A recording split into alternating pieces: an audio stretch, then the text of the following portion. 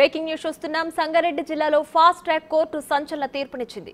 5 ఏళ్ల చిన్నారిపై అత్యాచారం కేసులో దోషి గఫర్ ఖాన్ కు మరణశిక్ష విధిస్తూ తీర్పునిచ్చింది.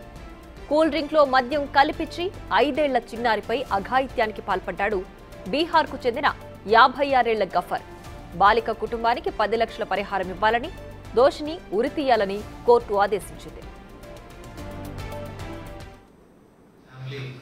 మైగ్రెంట్ లేబర్స్ వాళ్ళకి చాలా వరకు నాలెడ్జ్ లేకున్నా కూడా గైడ్ చేసి వాళ్ళ స్టేట్మెంట్స్ రికార్డ్ చేసి టెక్నికల్ ఎవిడెన్స్ అంతా కలెక్ట్ చేసి సీసీటీవీ ఎవిడెన్స్ ఫుటేజెస్ అంతా పరిశీలించి అందులో గఫర్ ఖాన్ అనే అతన్ని అక్యూజ్డ్గా ఐడెంటిఫై చేయడం జరిగింది.